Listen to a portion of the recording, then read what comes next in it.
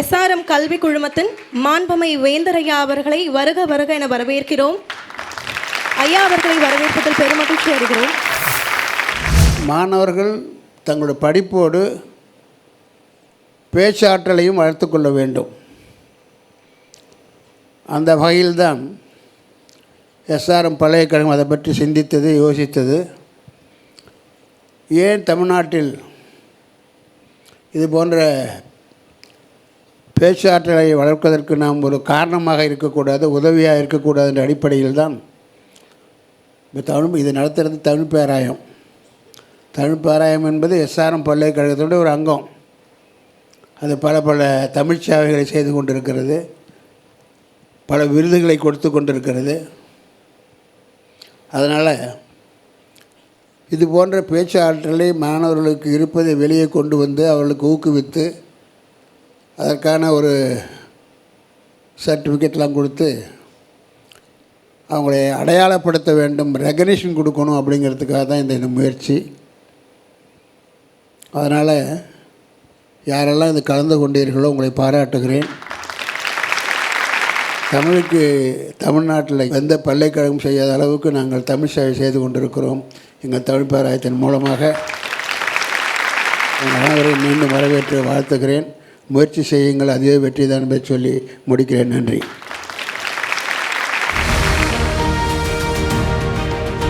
தமிழர் பண்பாட்டை இளைஞர்கள் இன்றைக்கு உணர்ந்திருக்கிறார்களா, உணரவில்லையா? என்னுடைய தலைப்பு உணரவில்லை.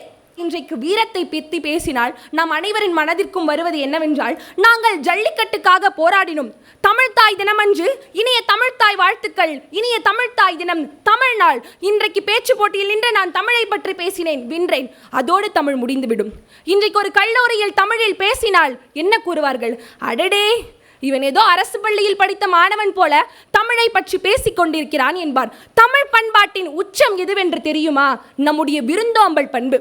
இளங்கோவடிகள் எழுதிய நம்முடைய சிலப்பதிகாரத்தில் கூட கூறுவார், நம்முடைய கண்ணகி தேவியார் சொல்லுவார், அதாவது கோவலன் என்னுடன் இல்லை, அதனால் அந்த விருந்தோம்பல் சரியில்லை என்று கூறுவாள். அத்தகைய சிறப்பு வாய்ந்த விருந்தோம்பல் பண்பாட்டையே கொண்டிருந்த நம் தமிழினத்தில் இன்று விருந்தோம்பல் எங்கு சென்றிருக்கிறது? ஒருவர் உறவினர் நம் வீட்டிற்கு வந்தால் நம்முடைய பிள்ளைகளின் முதல் எண்ணம் என்ன? ஐயோ, எப்பொழுது உறவினர்கள் இந்த வீட்டை விட்டு செல்வார்கள் என்று. இன்றைக்கு இந்த தமிழ் பண்பாட்டையே இந்த இளைஞர் சமுதாயம் பின்பற்றி கொண்டிருக்கிறது? நிச்சயம் கிடையாது. கொடை அடுத்த ஒரு மாபெரும் பண்பாடு. இன்றைக்கு எங்கு கொடை இருக்கிறது? கொடை கொடுத்த பல்வேறு வள்ளல்களை கொண்ட தமிழ் சமுதாயத்தில் இன்றைக்கு கொடை எங்கே சென்றது? தகைய சிறப்பு வாய்ந்த தமிழர் பண்பாட்டினை இன்றைய இளைஞர்கள் நிச்சயம் உணரவில்லை. பண்பாடை பற்றி பெருமையை சொன்னீங்க. பண்பாடுன்னா என்ன? ஐயா, பண்பாடு என்பது நம்முடைய முன்னோர்கள் ஒரு வழிமுறையை பின்பற்றியிருப்பாங்க. அந்த வழிமுறையை நாம் பின்பற்றுவதுதான் பண்பாடு. அதே போல் நான் சொன்னேன் அல்லவா, நம்முடைய ஆடை முறைகள் இப்படி இருந்தது, நம்முடைய விருந்தோம்பல் இப்படி இருந்தது, நம்முடைய கொடை சிறப்பாக இருந்தது, வீரம் தழைத்தோங்கி இருந்தது. இத்தகைய பண்பாடு தான் என்னை பொறுத்தவரை நம்முடைய தமிழர் பண்பாடு. எந்த விதமான மாற்றங்களை உங்களுடைய கருத்துப்படி எதிர்பார்க்குறீங்க? இந்த சொல் தமிழா சொல் மூலியமாக நாங்கள் எங்களுடைய தமிழ் மொழியின் வளத்தையோ அல்லது எங்களுக்குள் இருக்கும் தமிழ் மொழியின் ஆர்வத்தையோ தூண்டிக்கொண்டும் இது போன்ற பல்வேறு நிகழ்ச்சிகளில் இன்றைய எளிய சமுதாயம் கலந்து கொண்டு தமிழ் மொழியின் பெருமையை பாரெங்கும் கொண்டு செல்ல வேண்டும். ஜி.இ. போப், கால்டுவெல் போன்ற வெளிநாட்டு அறிஞர்கள் எல்லாம் நம்முடைய தமிழ்நாட்டிற்கு வந்து நம் தமிழகத்தின் பெருமையும், நம்முடைய முன்னோர்கள் கூறுவார்கள், திருவாசகத்திற்கு உருகார், ஒரு வாசகத்திற்கும் உருவாகார். அத்தகைய திருவாசகத்தையே மொழிபெயர்த்தார்கள். அப்படி நம்முடைய சமுதாயம் மாற வேண்டும். மகிழ்ச்சியம்மா. எனக்கு அளிக்கப்பட்ட தலைப்பு, இன்றைய கல்வித்தரம் மாணவர்களை முழுமையாக உருவாக்கவில்லை. ஆம், இன்றைய கல்வித்தரம் மாணவர்களை முழுமையாக உருவாக்கவில்லை. மதிப்பெண்கள் மட்டும் 600க்கு 600, 720க்கு 720 எடுத்துவிட்டால் மட்டும் நமக்கு அறிவு வளர்ந்து விடுமா என்று கேட்டால் இல்லை. இன்றும் இந்தியாவில் பல மாநிலங்களில் எழுத்தறிவு விகிதம் குறைவாகவே இருக்கிறது. இன்றும் போதிய கல்வி அனைவருக்கும் கிடைக்கப்பெறவில்லை. நம்மளுடைய இந்திய கல்வி முறையே ஒரு மனப்பாடம் செய்து அதை அப்படியே காகிதத்தில் எழுதக்கூடிய ஒரு கல்வி முறையாக தான் இருக்கிறது. செயல்முறை கல்வி என்பது இந்தியாவில் இன்னும் வளரவில்லை என்றுதான் முக்கியமாக நம்ம கருத வேண்டும். அது மட்டுமா, வள்ளுவரே சொல்லியிருக்கிறார், எப்பொருள் எத்தன்மைதாயினும் அப்பொருள் மெய்ப்பொருள் காண்பதறிவு. இன்று கல்வி முறையில் எத்தனை மாணவர்கள் ஆசிரியர்களோடு உரையாடுகிறார்கள்? புத்தகத்தில் வாசிக்கிறார்கள், அதை அப்படியே மனனம் செய்கிறார்கள், அதை அப்படியே எழுதுகிறார்கள். ஒரு கேள்வியும் ஒரு பதிலும் ஒரு மாணவர்களும் ஆசிரியர்களும் இடையே எத்தனை கலந்துரையாடல் இருக்கிறது? ஒன்றுமில்லை. ஒரு கல்வி முறை என்பது மாணவர்களுக்கு சுமையாக இருக்கக்கூடாது. அவர்களுக்கு சிறகை அளித்து பட்டாம்பூச்சி பறப்பது போல உயர பறக்க வைக்க வேண்டும். ஆக இங்கு இந்தியாவில் இருக்கக்கூடிய கல்வி முறை மிக சுமையாக தான் இருக்கிறது. மாணவர்களுக்கும் ஆசிரியர்களுக்கும் நல்ல ஒரு உரையாடல் இருப்பதில்லை. தமிழ்நாடு மட்டும் ஏதோ ஒரு முன்னணியில் இருப்பதனால் இந்தியாவில் இருக்கக்கூடிய மொத்த கல்வி முறையும் மாணவர்களை உருவாக்கியது என்றால் அது இல்லை என்று தான் கூறுவேன். இந்தியாவில் இருக்கக்கூடிய ஒட்டுமொத்த கல்வி முறை என்று ஒன்று இருக்கிறது. அனைவருக்கும் முறையான சமமான அனைவருக்கும் சமமான அறிவை பகிரக்கூடிய கல்வியாக இருக்கிறதா என்று கேட்டால் இல்லை. தென்னிந்தியாவை மட்டும் பார்க்க விடாது, வட இந்தியாவையும் நாம் பார்க்க வேண்டும். அங்கும் இன்னும் நிறைய மாணவர்களுக்கு போதிய கல்வி வசதி இல்லை. அவர்களுக்கு போதிய வகுப்பறைகள் சுத்தமாகவும் இல்லை. வகுப்பறைகளை சரியாக ஒரு தொழில்நுட்பத்தோடு ஏற்படுத்தி கிடக்கவில்லை. இன்று இந்த உலகம் மிகப்பெரிய ஒரு தொழில்நுட்ப வளர்ச்சி அடைந்திருக்கிறது. அந்த ஓட்டப்பந்தயத்தில் இந்த இந்தியா பங்கேற்றிருக்க என்றால் இல்லை. மாணவர்களுக்கு ஒரு போதிய கல்வி முறையை இன்னும் கொண்டு வரவில்லை. இன்னும் பழைய காலத்திலிருந்தே நாம் அதை சொல்லிக்கிட்டதுனால எந்த ஒரு பயனும் இல்லை என்று சொல்கிறேன் நண்பருக்கு. அப்படியானால் இப்போ தேசிய கல்விக் கொள்கையை கொண்டு வராங்க இல்லையா, நேஷ்னல் எஜுகேஷன் பாலிசி, அதை நீங்கள் எப்படி ஆதரிக்கிறீங்களா எதிர்க்கிறீங்களா? அதில் ஒரு சில மாற்றங்களை நிகழ்த்த வேண்டும் ஐயா.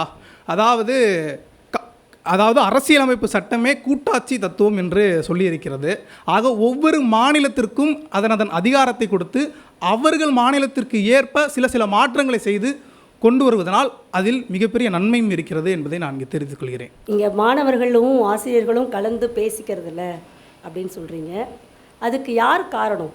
ஆசிரியர்கள் தயாராக தான் இருக்காங்க, மாணவர்கள் இருக்காங்களா? மாணவர்களும் தயாராக தான் இருக்கிறார்கள். ஆசிரியர்களும் அதற்கேற்ற ஒத்துழைப்பை முழுவதுமாக நல்குவதில்லை. அதில் பாதிக்கப்பட்ட நானே பேசுகிறேன். நான் தயாராக இருக்கிறேன், என்னை சுற்றியுள்ளவரும் தயாராக இருக்கிறார்கள். இல்லை, நானும் தயாராக இருக்கிறேன். பேராசிரியர் என்ற இடத்துல மாணவர்கள் தயாராக, மிகுந்த ஆசிரியர்கள் பாடத்திற்குள்ள அதிகமாக தயாராக இருக்கிறார்கள். பாடத்தை தாண்டி கற்பதுதான கல்வி. நம்ம சுற்றி இருக்கக்கூடிய பிரச்சனைகள், அரசியல், அதையும் விவாதிப்பதற்கு ஆசிரியர்கள் தயாராக இல்லை என்பது. நானும் உங்கள் ஸ்டாண்டில் தான் நிற்கிறேன். நானும் பேராசிரியராக அதுக்கும் தயாராக தான் இருக்கேன். உங்கள் மாதிரி ஆசிரியர்கள் எனக்கு கிடைத்திருந்தால் நான் இந்த இடத்தில் எதிர்த்து பேசியிருக்க மாட்டேன், கிளம்பி போயிருப்பேன். எனக்கு இல்லை என்பதனால் மட்டும்தான் எங்களுடைய ஏக்கம். இதன் முடிந்ததுக்கு அப்புறம் கண்டிப்பாக விவாதிப்போம். நன்றிங்கய்யா. நன்றி, வணக்கம். இன்றைய திரைப்படங்கள் சமுதாய மேம்பாட்டிற்கு பயன்படவில்லை. உண்மை. திரைப்படங்கள் சமுதாய மேம்பாடு. சமுதாய மேம்பாடு என்றால் என்ன? முன்பு இருக்கின்ற நிலையை தவிர்த்து அடுத்த கட்ட நிலைக்கு செல்வது. உதாரணமாக ஒரு சில திரைப்படங்களை எடுத்துக்கொண்டு அவை சமுதாய மேம்பாட்டை தந்ததா இல்லையா என்று பார்ப்போம். சமூகத்தில் நாங்கள் சந்திக்கின்ற பிரச்சனைகள் தான் இந்த திரைப்படம் என்று அண்மையிலே பரியேறும் பெருமாள், மாமன்னன் போன்ற திரைப்படங்கள் எல்லாம் வந்தது. ஆனால் அந்த திரைப்படம் வந்ததற்கு பின்புதான் இந்த சமுதாயம் மேம்பாடு அடைந்ததா இல்லை கீழே சென்றதா என்பதை நாம் பார்க்க வேண்டும். பரியேறும் பெருமாள் படத்திலே அந்த சட்டக்கல்லூரி மாணவன் மீது சிறுநீர் கழிக்கப்படுகிறது. அந்த திரைப்படம் ஒரு சில காலங்களிலே வேங்கை வயலிலே மலம் குடிக்கும் தண்ணீரிலே கலக்கப்பட்டது. ஆக அந்த திரைப்படத்தின் மூலம் இந்த சமுதாயத்தின் நிகழ்ச்சியை படம் பிடித்து காட்ட முடிந்தது. ஒருபோதும் அந்த சமுதாயத்தை மேம்படுத்த முடியவில்லை. இத்தனை சிக்கல்களை எல்லாம் நாங்கள் அனுபவித்தோம் என்பதை காட்ட மட்டும்தான் முடியும். ஒருபோதும் இந்த திரைப்படங்களால் இந்த சமூகத்தை மேம்படுத்த முடியாது. அது மட்டுமா, நான் ஒரு இலக்கிய மாணவன். இலக்கிய பேராளுமைகள் இங்கே அமர்ந்திருக்கிறார்கள்.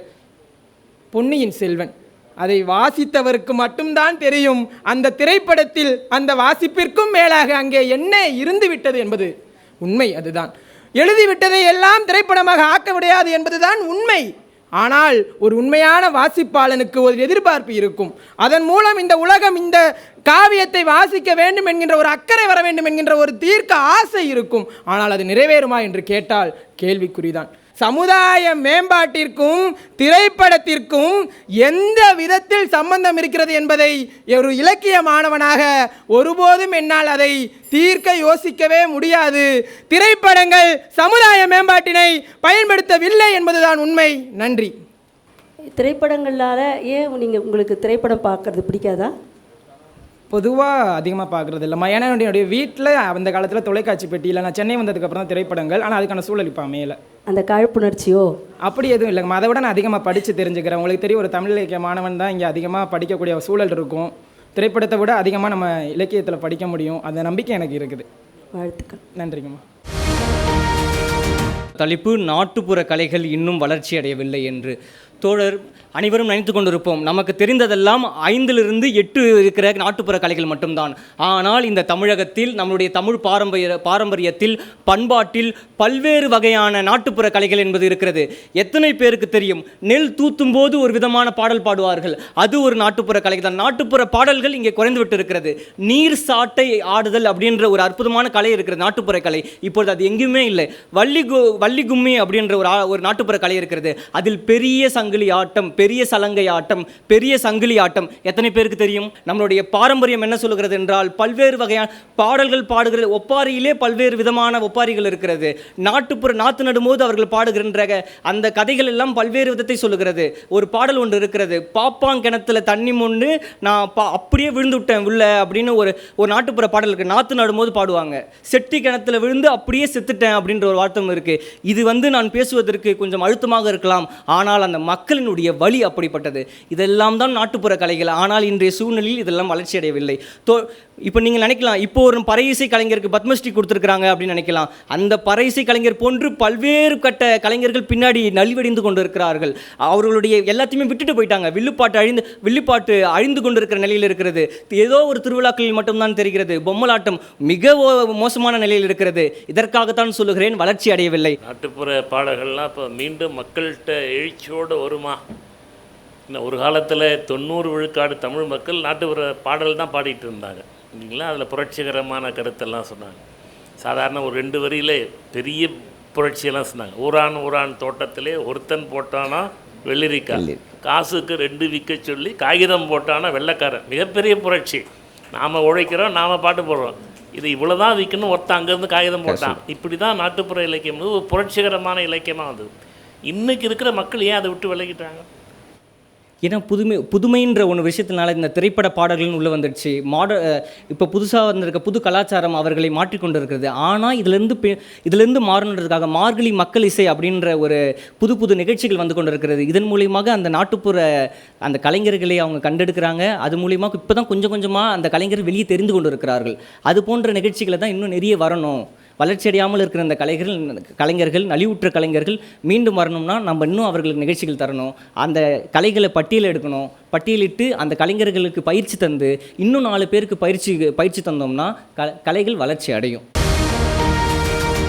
எஸ்ஆர்எம் பல்கலைக்கழகத்தின் தமிழ் பேராயம் நடத்திய சொல் தமிழா சொல் 2025 சென்னை மண்டலத்திற்கான மாபெரும் பேச்சு போட்டியில் இறுதி சுற்று வரை கலந்து கொண்டு வெற்றி பெறக்கூடிய நபர்கள் யார் அப்படின்றத இப்போ அறிவிக்க போகிறோம். 4ஆம் இடம் பிடித்து ஆறுதல் பரிசு பெறக்கூடிய நபர் டி கோகுல், இந்து மிஷன் மருத்துவக் கல்லூரி. 3ஆம் இடம் பிடித்து 50,000 ரூபாய் பரிசு வெல்லக்கூடிய நபர் சு சதீஷ்குமார், சென்னை பல்கலைக்கழகம். 2ஆம் பரிசு 75,000 ரூபாய் சஞ்சனா, செயின்ட் ஜோசப் பொறியியல் கல்லூரி.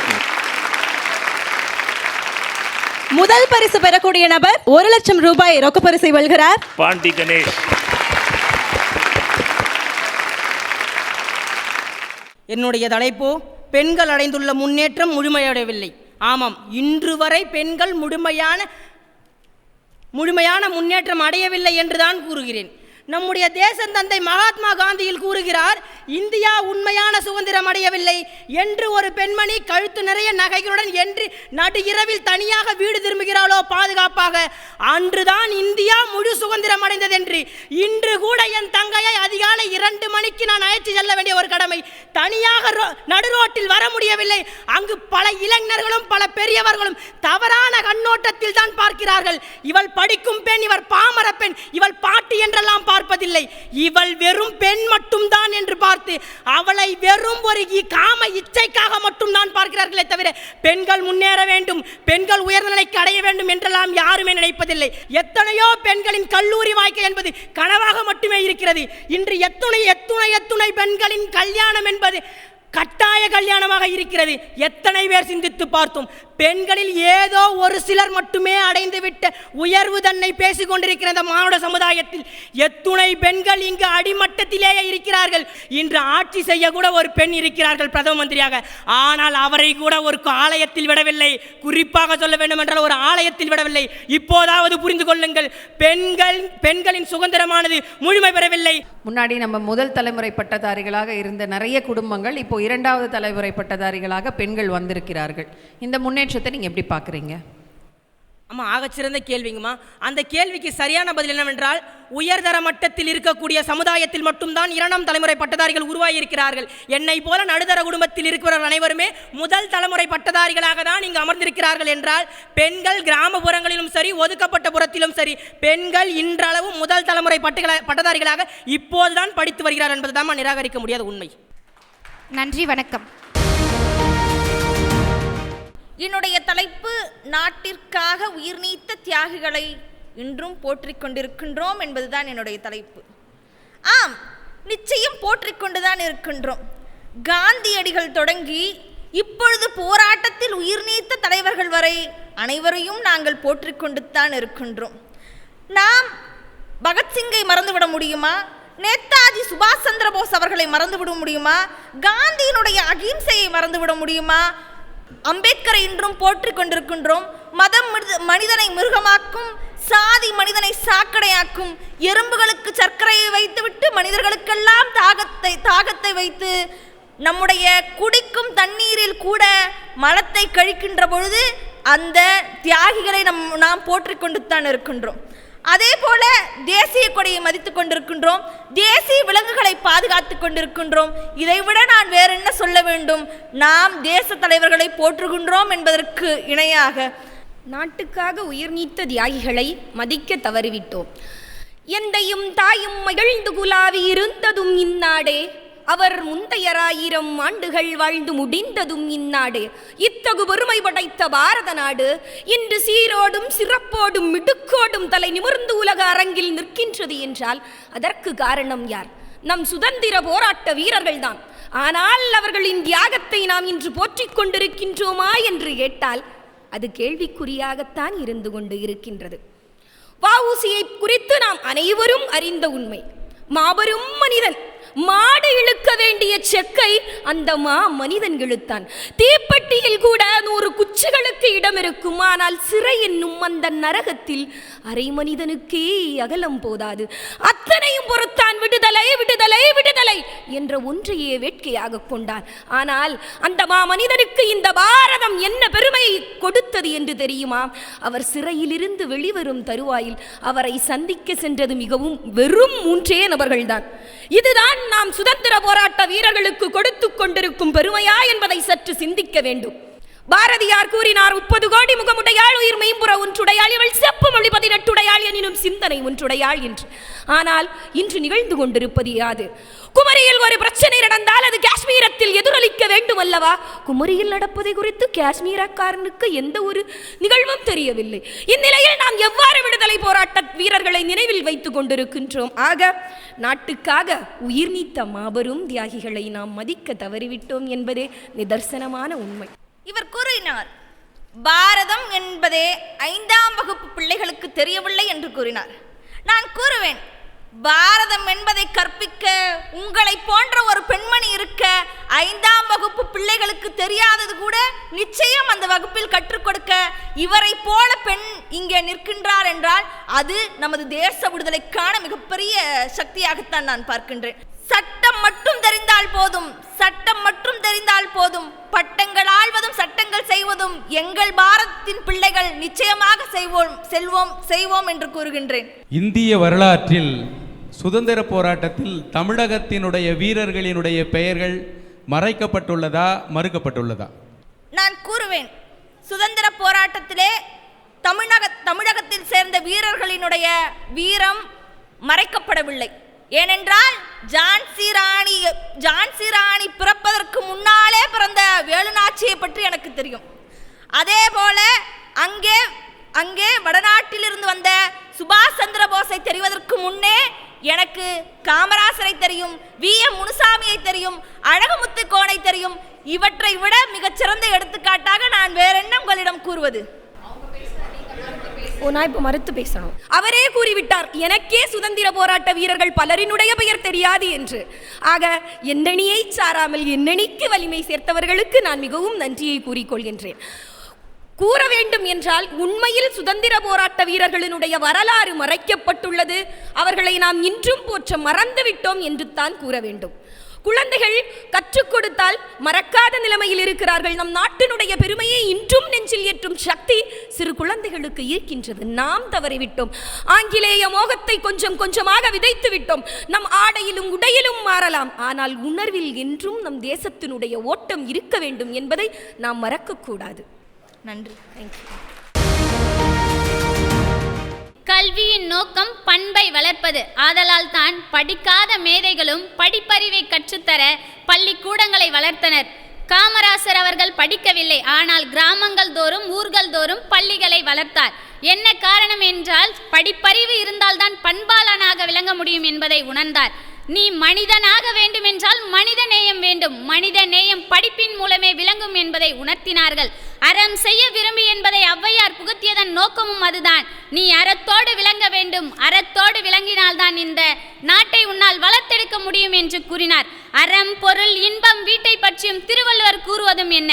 அறம் இருந்தால்தான் உன்னால் பொருளை ஈட்ட முடியும், பொருளை ஈட்டினாலே இன்பம் கிடைக்கும். APJ அப்துல் கலாம் ஐயா அவர்கள் கனவு காணுங்கள் என்று கூறினார். நம்முடைய கனவு நம் இந்தியாவை வல்லரசு இந்தியாவாக மாற்றுவதாக இருக்க வேண்டும் என்று கூறினார். 2020 இந்தியாவை வல்லரசாக வேண்டும் என்று விரும்பினார். இளைஞர்களில் கையில் விட்டார்.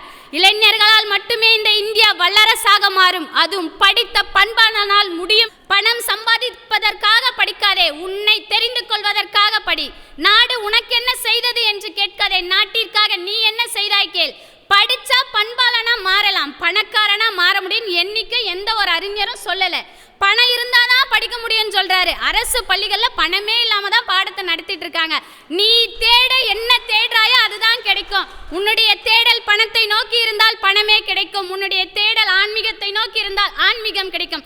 உன்னை தேடி நீ சென்றால் உன்னையே அறிந்து கொள்வாய். நல்ல பண்பாளனாக உருவாக என கூறி நல்லதொரு வாய்ப்பிற்கு நன்றி கூறுகிறேன்.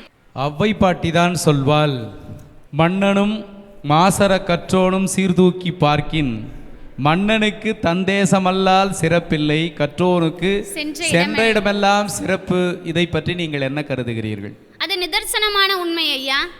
மன்னனுக்கு அந்த ஊரில் மட்டுமே சிறப்பு. அந்த ஊரை விட்டுட்டு வேற ஊருக்கு போய் அவரை பத்தி கேட்டீங்கன்னா யாருக்கும் தெரியாது.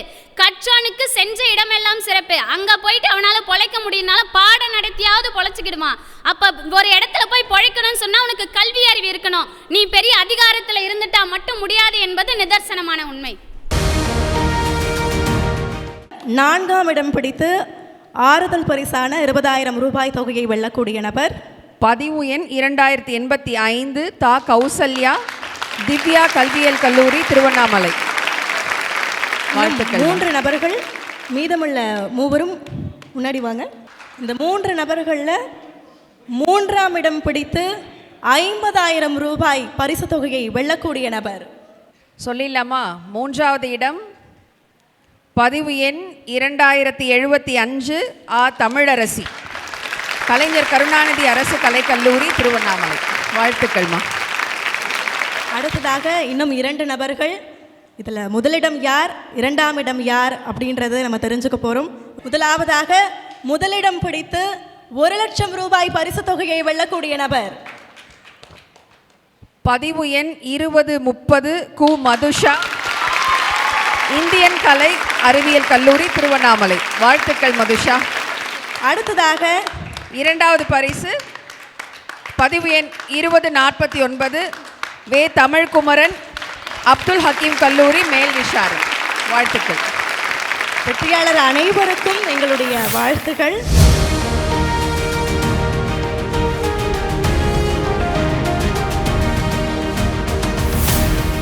எனது தலைப்பு, இன்றைய மாணவர்கள் அரசியல் விழிப்புணர்வை பெற்றிருக்கிறார்கள். ஆம், நிச்சயமாக. அதில் என்ன ஐயம்? நான் இன்று இங்கு பேசிக் கொண்டிருக்கிறேன் அல்லவா, அது ஒரு அரசியல். பேச்சுரிமை என்பது அரசியலில் ஒரு மிகப்பெரிய பங்கு வகிக்கிறது.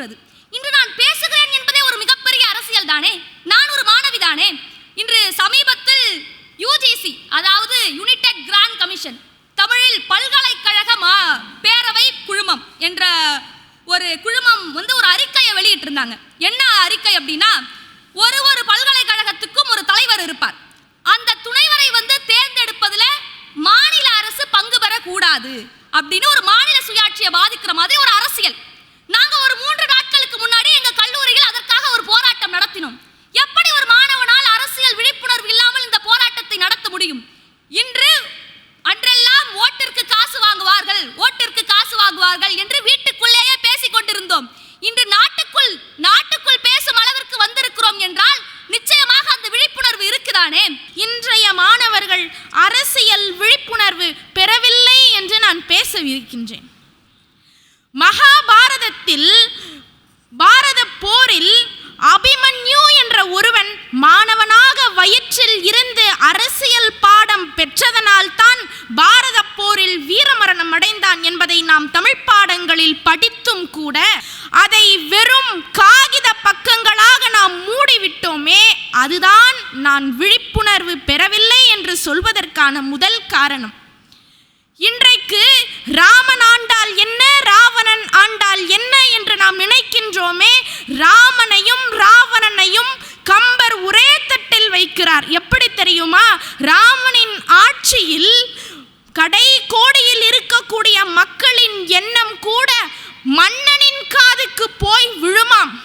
அதே போல ராவணனினுடைய ஆட்சியில் மனநலம் குறைந்தவர் கூட மன நிம்மதியோடு உறங்கிக் கொண்டிருப்பானாம். ஆனால் இப்போது நமக்கு ராமனும் ராவணனும் இருக்கிறார்களா என்பதுதான் என்னுடைய கேள்வி. மாட்டை அடக்க வேண்டும் என்று போராடிய நீங்கள் பெண்ணை அடக்க கூடாது என்பதற்காக போராடவில்லையே. இதனால் தான் சொல்கிறேன், மாணவர்கள் அரசியல் விழிப்புணர்வு பெறவில்லை என்று. அதாவது சகோதரி சொன்னாங்க, மாட்டை அடக்க வேண்டும் என்று போராடிய நீங்கள் பெண்களை அடக்க கூடாது என்று போராடவில்லையே. இது ஒரு சிறுபிள்ளைத்தனமான வாதம். ஏனென்றால் அப்படி போராடியதால் தான் ஒரு பெண்ணாக நின்று இங்கு உங்கள் முன் பேசிக் கொண்டிருக்கிறார்.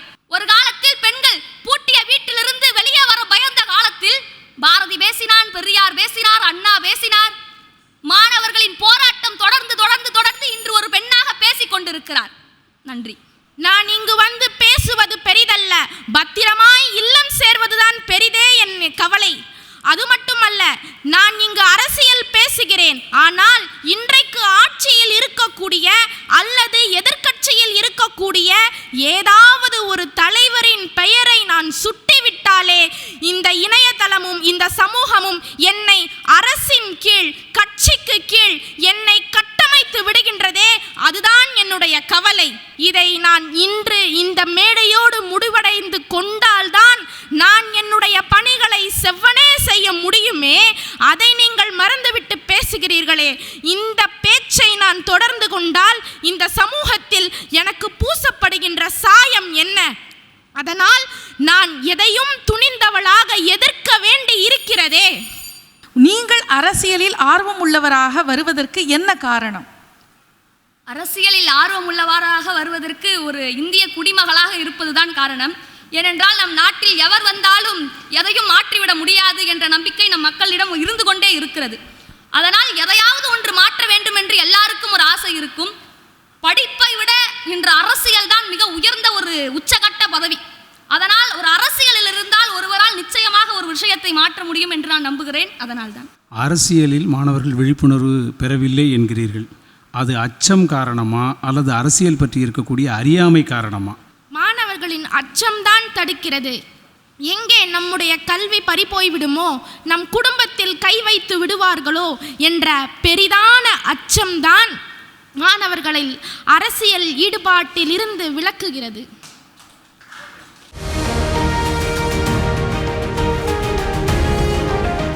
நான் இன்று பேச எடுத்துக்கொண்ட தலைப்பு, புதிய அரசியல் கட்சிகள் தோன்றுவது தன்னலம் நோக்கமே. ஆம், தன்னலம் நோக்கம்தான் என்று நான் கூறுவேன். ஒரு விவசாயியினுடைய மகளாக நான் அரசியல் கட்சிகளை உருவாக்கி அங்கு தயாராக இருந்தால் நான் தன்னல நோக்கத்தோடு தான் செயல்படுவேன். ஏனென்றால் நீங்கள் பொது சுதந்திரம், பொதுநலம் என்று கூறி விவசாயிகளை அழித்துக் கொண்டிருக்கிறீர்கள் என்பதுதான்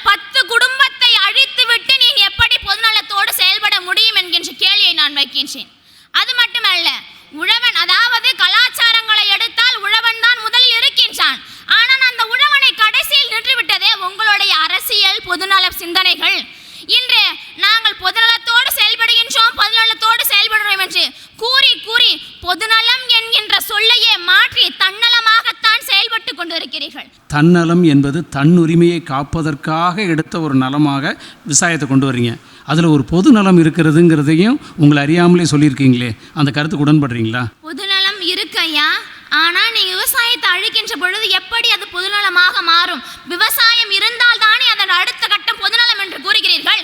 அங்க விவசாயமே இல்லாத போது அது எப்படி பொதுநலமாக மாறும் என்கின்ற கேள்வியை நான் வைக்கின்றேன். சுற்றுப்புற சூழலை முறையாக பாதுகாக்கவில்லை. ஆம், முறையாக பாதுகாக்கவில்லைதான். 200 மில்லியன் உயிரினங்களுக்கு பொது உடைமையாக இருக்கும் இந்த பூமியை மனிதன் என்ற ஒற்றை உயிரினம் சர்வாதிகாரம் செய்வது எந்த விதத்தில் நியாயம்?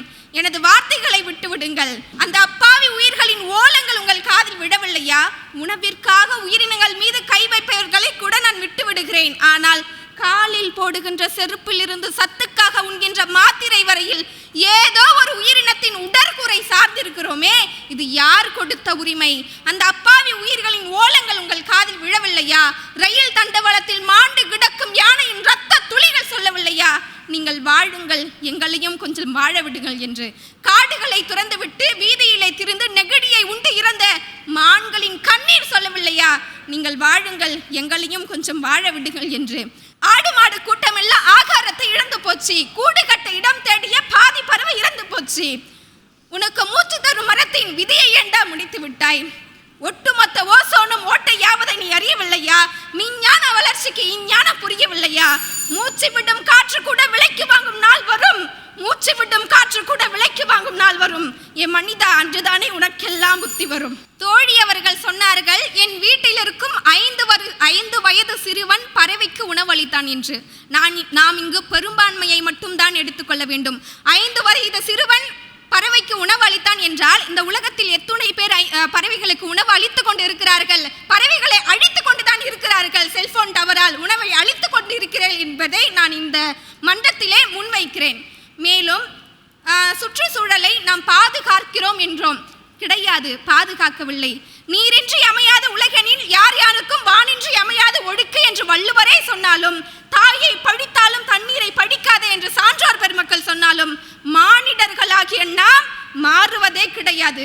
மானிடர்களே, தண்ணீரின் மன குமுறலை கேட்டாவது மனம் திருந்துங்கள். இன்றைக்கு சமூகத்தில் நெகிழியை பயன்படுத்தக்கூடாது என்றார்கள், நெகிழியை பயன்படுத்தினார்கள். இன்றைக்கு தண்ணீர் மாசுபட்டு விட்டதெல்லாம் சொன்னீர்கள். அப்படி இருக்கும் சூழலில் நீங்கள் குப்பைகளை, சாதாரண குப்பையை போடும்போது மக்கும் குப்பை, மக்கா குப்பை என்று பிரித்து போட வேண்டும் இல்லையா? நீங்கள் எதை மக்கும் குப்பை என்றும் எதை மக்கா குப்பை என்றும் நீங்கள் பிரித்து வைப்பீர்கள்? நெகிழிகளை மக்கா குப்பை என்றும், காகித பைகளை, குப்பைகளை, தாவர உரங்களை மக்கும் குப்பை என்றும் பிரித்து போடுவேன் அம்மா. சிறப்பு. எஸ்ஆர்எம் பல்கலைக்கழகத்தின் தமிழ் பேராயம் நடத்தும் சொல் தமிழா சொல் 2025 கடலூர் மண்டலத்திற்கான இந்த மாபெரும் பேச்சு போட்டி வெற்றிகரமாக 3 சுற்றுகளும் நிறைவடைந்து முடிந்திருக்கு. கடலூர் மண்டலத்திலிருந்து மாநில அளவிலான பேச்சு போட்டியில் பங்கேற்கக்கூடிய அந்த 4 நபர்கள் யார் அப்படின்றத இன்னும் சற்று நேரத்தில் நடுவர்கள் அறிவிக்க உள்ளார்கள். 4ஆம் இடம் பிடிக்கக்கூடிய நபர் கடலூர் பெரியார் கலைக்கல்லூரி மாணாக்கி எஸ் தரணிஸ்ரீ. 3ஆம் இடம் பிடித்து 50,000 ரூபாய் தொகையை வெல்லக்கூடிய நபர் இந்த நிகழ்ச்சி நடைபெறுகிற கடலூரில் கிருஷ்ணசாமி கலை அறிவியல் கல்லூரியின் மாணாக்கி கே நவநிதி பெறுகிறார். முதல் 2 இடம் பிடிக்கக்கூடிய நபர்களை தெரிஞ்சுக்கிறதுக்கு முன்னாடி ஒரு கவுண்ட் டவுன். 10, 9, 8, 7, 5, 4, 3, 2, 1. முதலிடம் பிடித்து 1,00,000 ரூபாய் பரிசு தொகையை வெல்லக்கூடிய நபர் ஸ்ரீமத் சிவஞான பாளைய சுவாமிகள் கல்லூரியை சார்ந்த மாணவி கே சரண்யா. அடுத்ததாக விழுப்புரம் அறிஞர் அண்ணா கலைக்கல்லூரியின் மாணாக்கி ஆர் யோகலட்சுமி 2ஆம் இடம் பிடித்து 75,000 ரூபாய் பரிசு தொகையை வெல்கிறார். இத்தனை சகோதரிகளுக்கும் பரிசினை விட்டுக் கொடுத்த ஆண் வர்க்கத்தை சார்ந்த பேச்சாளர்களுக்கு எங்களுடைய சிறப்பான நன்றி. மீண்டும் அடுத்த ஆண்டு சிறந்த அளவில் மாணவர்களை உருவாக்கி இந்த களத்திலே கொண்டு வாருங்கள். நூற்றுக்கணக்கான மாணவர்கள், ஆயிரக்கணக்கான மாணவர்களாக வந்து அணிதிரண்டு பேசுவோம். அனைவருக்கும் நன்றி, பாராட்டுக்கள், வாழ்த்துக்கள்.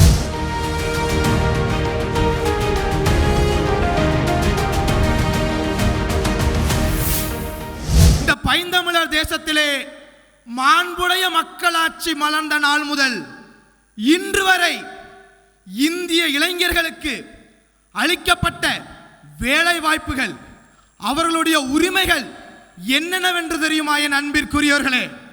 சிந்தித்து பாருங்கள், சிந்தித்து பாருங்கள். எது வெண்ணெய் எது சுண்ணாம்பு என்று உணர்ந்து செயல்படுங்கள். நீங்கள் பணம் சம்பாதிக்கலாம், கோடி கோடியாக காசு சம்பாதிக்கலாம். பணத்தை வைத்து பணத்தை மட்டும் உண்ண முடியாது. சொந்தம் வேண்டும், நமக்கு என்று ஒரு கூட்டம் வேண்டும். நாம் செத்தால் நம்மை தூக்கி புதைக்கையாவது ஒரு உரிமை கொண்டாட ஒரு நாதி வேண்டும். நாதியத்து கதியத்து கலங்கினாம நிக்கையில நினைத்து பாருங்கள், நினைத்து பாருங்கள். ஏதோ ஒரு தேசமாம், ஏதோ ஒரு தேசமாம், அந்த தேசத்துக்கே பண்பாடு சொல்லி தந்த பரம்பரையில் வந்தவர்கள் நாங்கள். இவர்கள் அனைவரும் சொல்லுவார்கள், ஆம் வெளிநாடு சென்றால் பணம் சம்பாதிக்கலாம், பணம் சம்பாதிக்கலாம் என்று. பணம் சம்பாதிக்கலாம், சரி, எல்லோரும் போய் சாகிறான், நானும் போய் சாகிறேன் என்று சாகலாமா? இது எவ்வளவு பெரிய மடத்தனம் என்பதை நீங்கள் சிந்தித்து பாருங்கள். வேலைக்கேற்ற ஊதியம், ஊதியத்திற்கேற்ற பெருமைமிக்க வாழ்வு நாம் வாழ்ந்தாலே எதற்கு மற்ற நாடுகளில் கையேந்த வேண்டும்?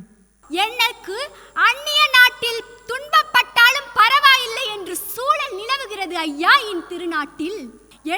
எனது தந்தையும் ஒரு விவசாயி தான். நான் இந்நாட்டை தவறாக கூறவில்லை. ஆனால் இந்நாட்டில் வேலை வாய்ப்பின்மை அதிகமாக இருக்கிறது என்றுதான் கூறுகிறேன். என் அன்பு சகோதரி அவர்களுடைய கருத்தை நான் மதிக்கிறேன், ஆனால் ஒருபோதும் ஏற்கவில்லை. இதில் இருக்கக்கூடிய யதார்த்தத்தை நீங்கள் புரிந்திருப்பீர்கள் என்று நான் நம்புகிறேன்.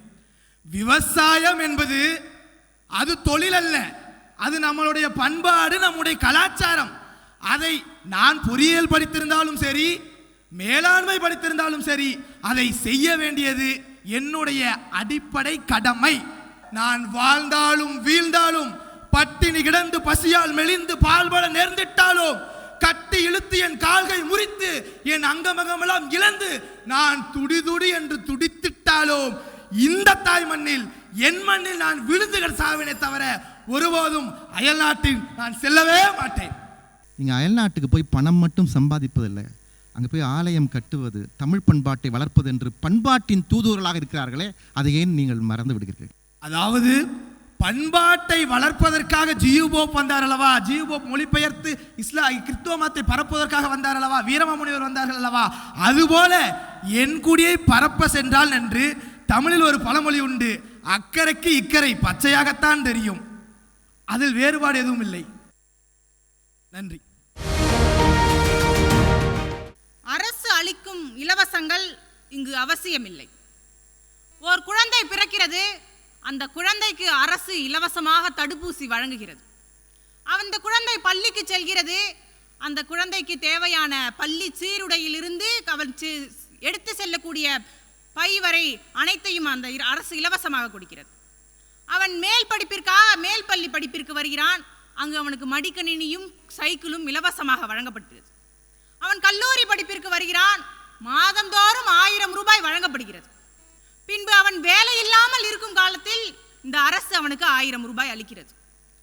வேலை இல்லாமல் வீட்டில் இருக்கக்கூடிய மகளிருக்கு இந்த அரசு 1000 ரூபாய் அளிக்கிறது. இதெல்லாம் இலவசமா? கேட்கிறேன், இதெல்லாம் இலவசமா?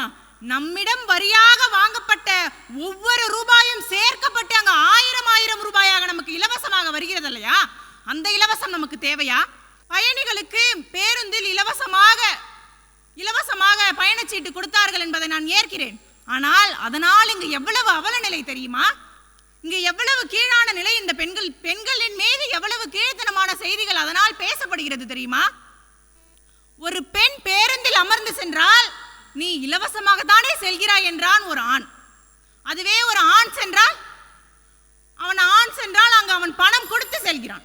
எனவே இங்கு இலவசம் என்பதால் அதிகமாக பெண்கள் பாதிக்கப்படுகிறார்கள். எனவே இன்றைய அரசிடம் நான் கையேந்தி கேட்பது, இலவசம் என்ற பெயரில் எங்களை ஒருபோதும் கொச்சப்படுத்தாதீர்கள். அப்படி கொச்சப்படுத்தக்கூடிய இலவசம் எங்களுக்கு ஒருபோதும் அவசியம் இல்லை என்பதுதான் என்னுடைய கருத்து.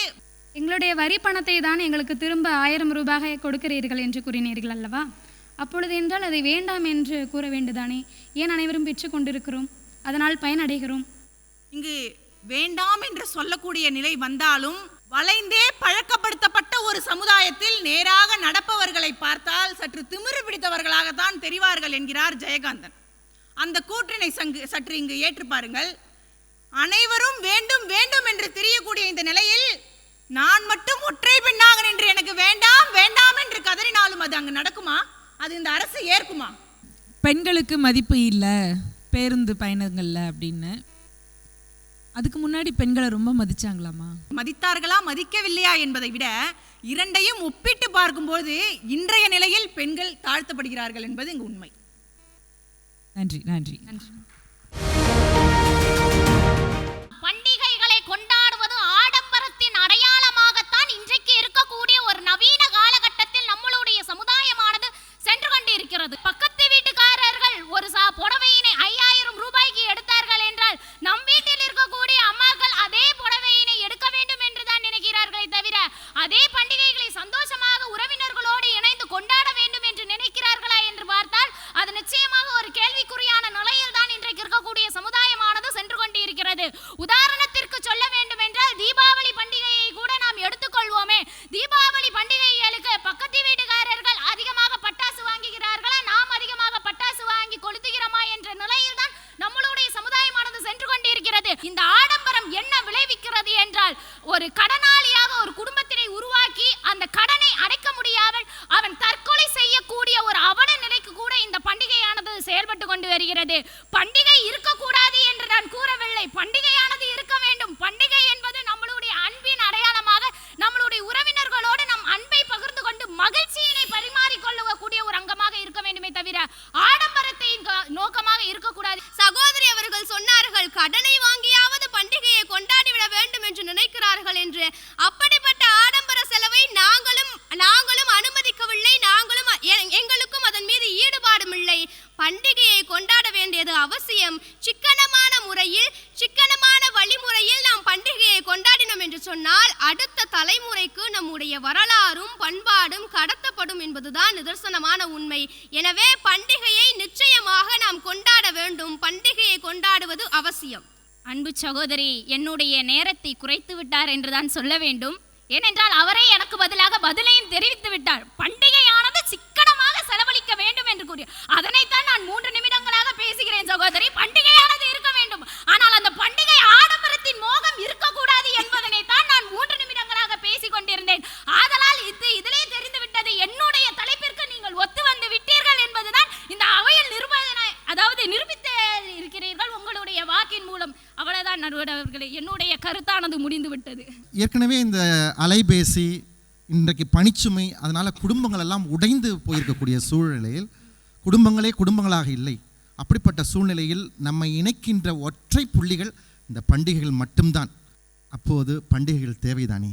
ஐயா, நீங்கள் சொல்லுவதை நான் மறுக்கவில்லை. பண்டிகையானது தேவை. ஏனென்றால் இன்றைக்கு இருக்கக்கூடிய சமுதாயத்தில் பணத்திற்காகவும் ஓடிக்கொண்டே இருக்கும். எதனையோ பணம் பணம் என்று வேலையை நோக்கி நாம் ஓடிக்கொண்டே இருக்கும் பொழுது நமக்கான தேவையாக ஒரு பண்டிகையானது தேவைப்படுகிறது. நாம் அதிலிருந்து வெளிவந்து நம்மளுடைய சந்தோஷத்தினை பகிர்ந்து கொள்வதற்கு பண்டிகையானது தேவைப்படுகிறது. சந்தோஷத்தினை பகிர்ந்து கொள்வதற்காக மட்டுமே தவிர அந்த ஒரு நாள் நாம் செலவு செய்யக்கூடிய பணத்திற்காக 1 வருடங்கள் உழைத்து அதனை அடைக்கக்கூடிய அளவிற்கு பண்டிகைகளை ஆடம்பரமாக செலவு செய்ய வேண்டாம் என்பதுதான் என்னுடைய கருத்தாகும். நாட்டின் முன்னேற்றத்திற்கு அதிகம் பயன் வகுப்பது தனியார் துறையே என்று உங்களோடு பேச விளைகிறேன். இன்றைய காலத்தில் அரசாங்கம் மட்டும் ஒரு நாட்டிற்கு உதவி செய்ய முடியும் என்று நினைத்தால் அது சாத்தியமற்ற ஒன்று. தனியார் துறைகளின் முயற்சியாலும் வளர்ச்சியாலும் தான் இன்றைய நாடு ஒரு வல்லரசு நாடாக வளர்ந்த நாடாக இருந்து கொண்டிருக்கிறது என்பதுதான் நிதர்சனமான உண்மை. நம்முடைய நாட்டில் தனியார் மயமாக்கப்பட்ட பல்வேறு துறைகளை நம்மால் அடையாளம் காட்ட முடியும். கல்வித்துறை இன்று தனியார் கல்வி நிலையங்கள் அமைத்து பல்வேறு மாணவர்களுக்கு கல்வி வழங்கி கொண்டிருக்கக்கூடிய பல்வேறு நிறுவனங்களை நம்மால் அடையாளம் காட்ட முடியும். கொரோனா காலகட்டங்களில் அரசு மருத்துவமனைகள் மட்டும் இருந்திருந்தால் எத்தனையோ கோடி மனிதர்களை நாம் இழந்திருப்போம். தனியார் மருத்துவமனைகள் இருந்ததன் விளைவுதான் இன்று நீங்களும் நானும் இந்த அவையில் பேசிக் கொண்டிருக்கிறோம் என்று சொன்னால் தனியார் துறை நாட்டின் வளர்ச்சிக்கு மிகவும் முக்கியமான ஒன்று. அரசு துறை உள்பட எல்லாத்துலேயும் தனியார் மயம்னு சொல்கிறாங்க இல்லையா, அந்த சொல்லாடல் நடைமுறைக்கு சரியா? ஒரு தனியார் நிறுவனம் எப்படி தன்னுடைய கட்டமைப்புகளை வைத்திருக்கிறது என்று சொன்னால் அது அதற்கான ஒரு சில படிநிலைகளை வைத்திருக்கிறது. அந்த படிநிலைகளின்படி பார்க்கின்ற பொழுது எல்லாம் தனியார் துறைக்கு சென்றால் நம்முடைய நாடு வல்லரசு நாடாக மாற வாய்ப்பு இருக்கிறது என்பது என்னுடைய கருத்து. 4ஆம் இடம் பிடித்து 20,000 ரூபாய் பரிசு தொகையுடன் மாநில அளவிலான போட்டிகள் பங்கேற்க உள்ள நபர் யுவபாரதி. முதலிடம், 2ஆம் இடம், 3ஆம் இடம் பிடிக்கக்கூடிய நபர்கள் யார் அப்படின்னு பார்க்க போகிறோம். 3ஆம் இடம் பிடித்து 50,000 ரூபாய் பரிசு தொகையை வெல்லக்கூடிய நபர் கிஷோர்.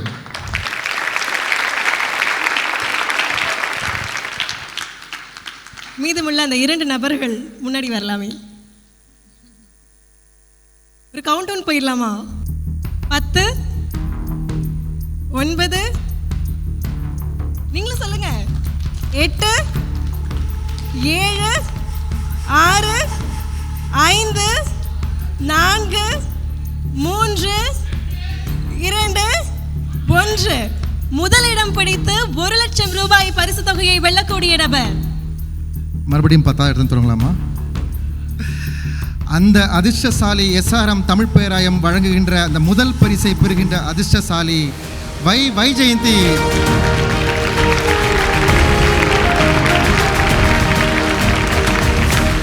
தொடர்ந்து 2ஆம் இடம் பிடித்து 75,000 ரூபாய் பரிசு தொகையை வெல்லக்கூடிய நபர் செல்வன் ஆஷிக் டோனி அவர்கள் 2ஆம் பரிசை பெற்று ரூபாய் 75,000 பரிசினை பெறுகின்ற அதிர்ஷ்டசாலியாக இருக்கின்றார்.